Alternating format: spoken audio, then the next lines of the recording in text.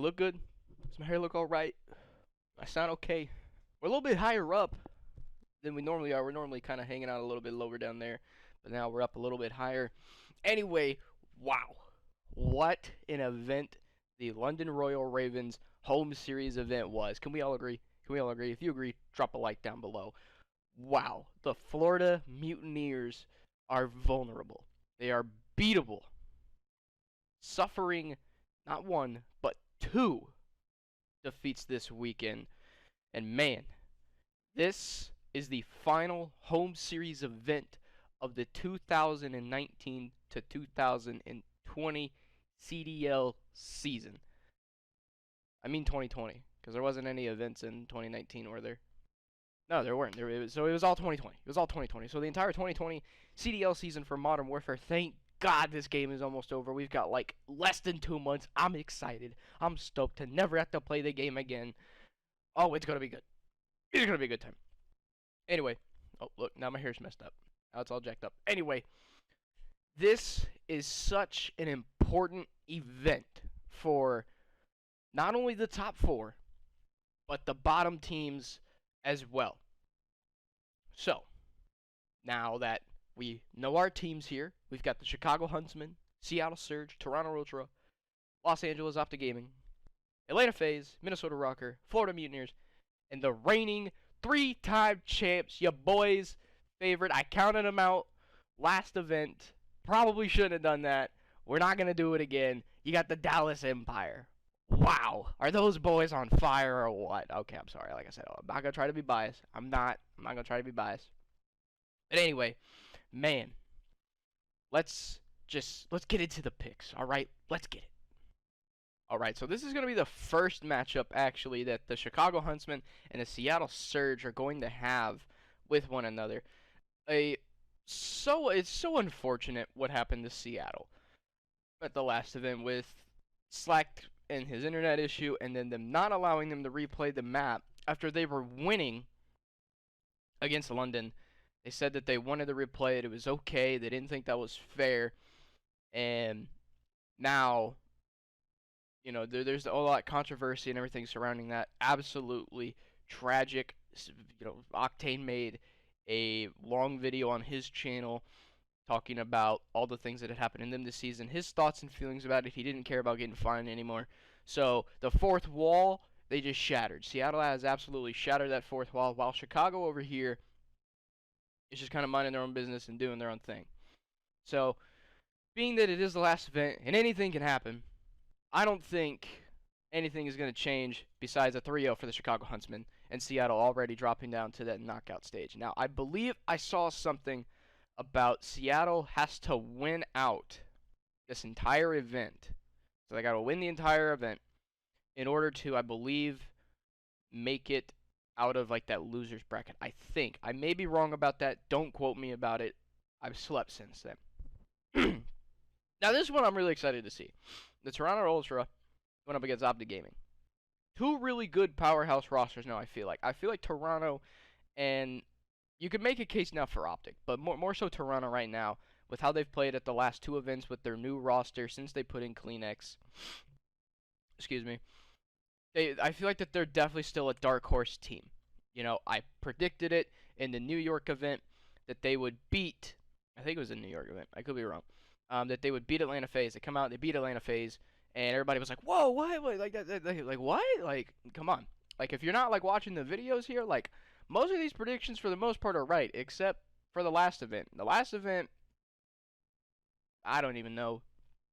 It was something. But this, I feel like, could be the case for a really good 3-1 for the new Optic Gaming. You know, this new Optic Gaming roster is absolutely disgusting. They took, Florida all the way to a Game 5, and I feel like they should have beat them. They really could have beat them, I feel like. So now we're going to get set up for the Chicago versus Optic Gaming rematch from the Minnesota home weekend, and then that's going to set up our first knockout round match between Seattle and Toronto. Moving on to our winners round one, the second side.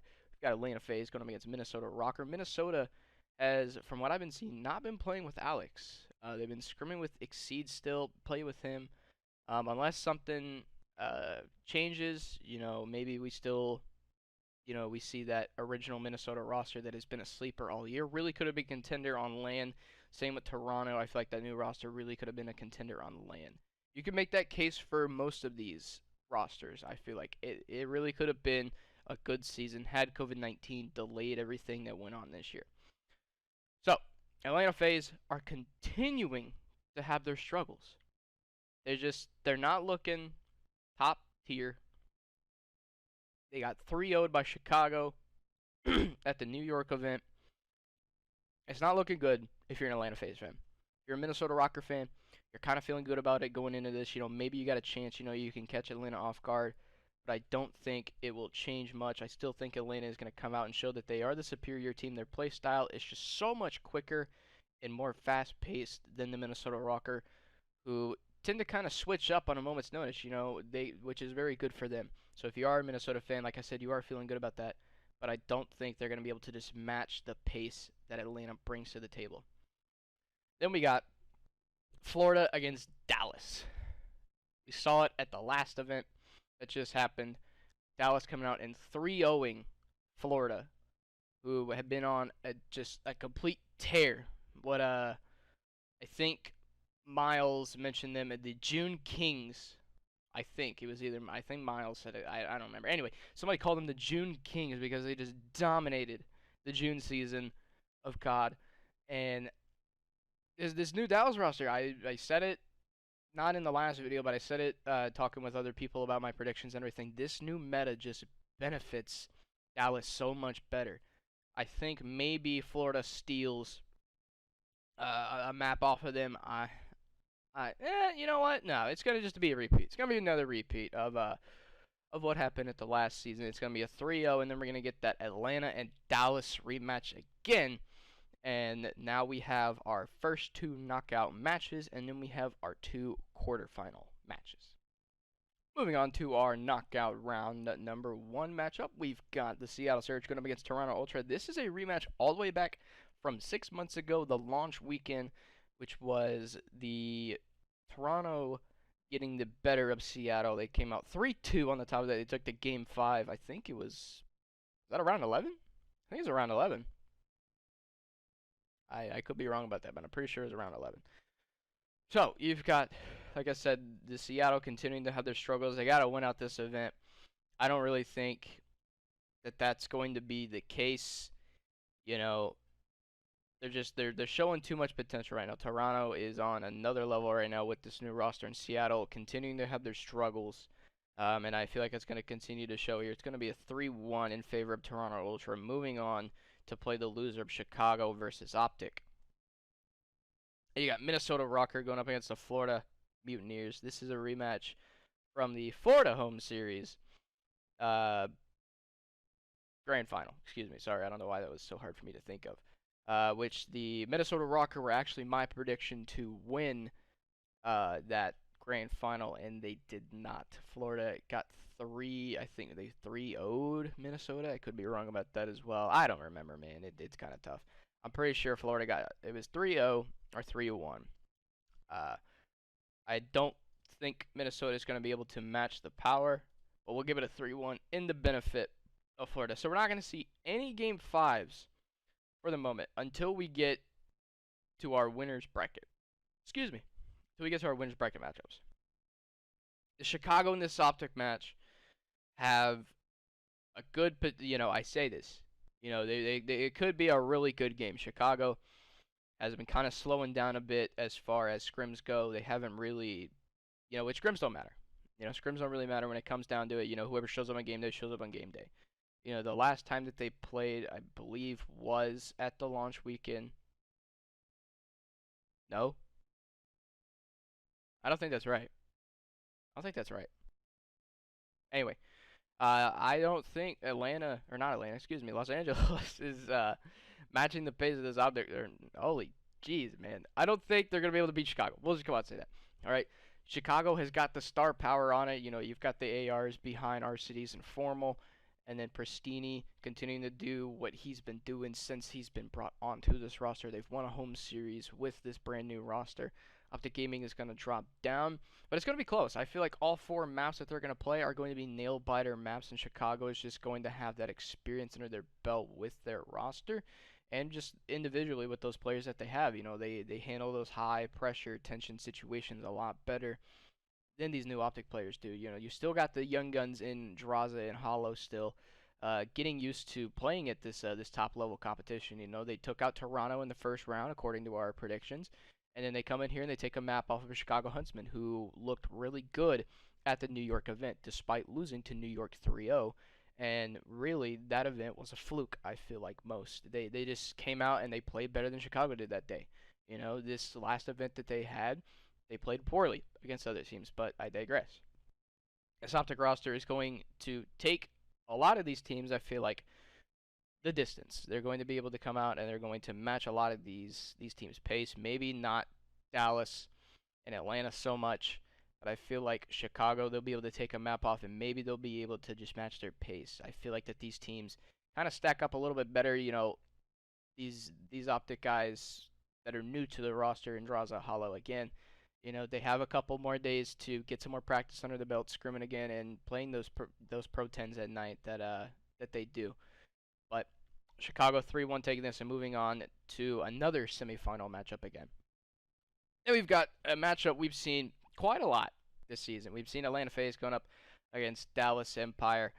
Like I said, Atlanta continuing to have struggles. The last time they played, was it the Toronto home series? This is the Toronto home series. I'm out of it. It was at a home series, and Atlanta got the reverse sweep on them. They beat them in the Piccadilly map 5.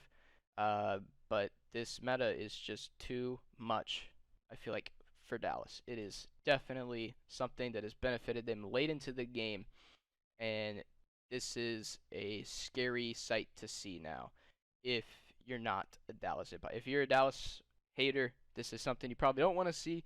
I'm being a little bit biased here, but they came out and they made it look easy against these teams. They went 12-1 overall this weekend. They only lost 1 map, and that was to Paris, and that was it.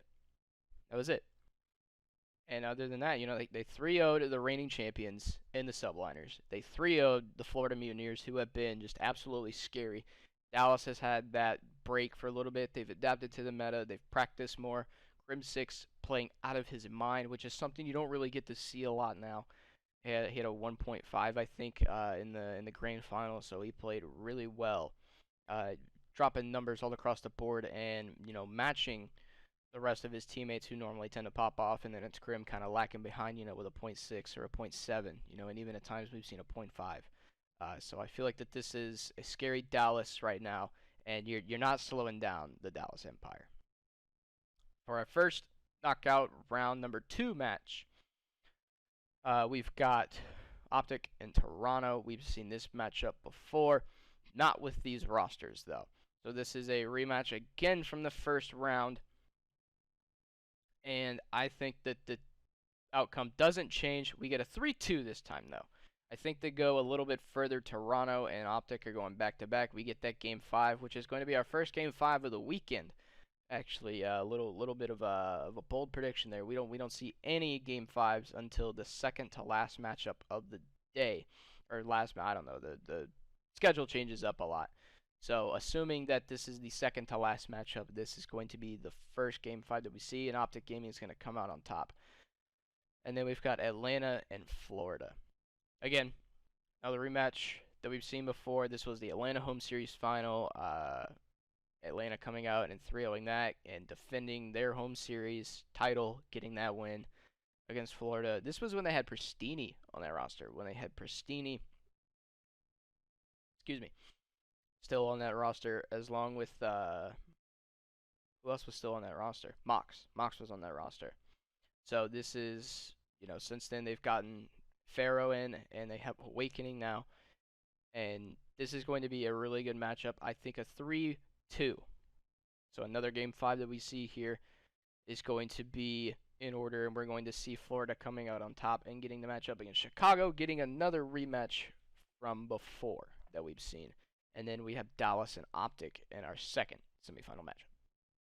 Moving on now to our first semifinal matchup, we've got Florida and Chicago. at the Minnesota event, Florida came out in a 3-2 Chicago.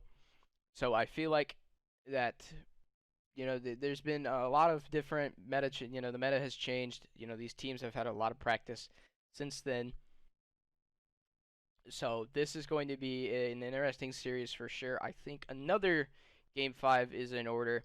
So we'll go ahead and we'll give 2 to each. I think Florida takes the respawns as far as the hard points go. Chicago comes out, they'll win the first search, and they'll win the domination, go up 2-1. Florida will steal Game 4 in a very close matchup. And then we will have Chicago come out on top in that Game 5.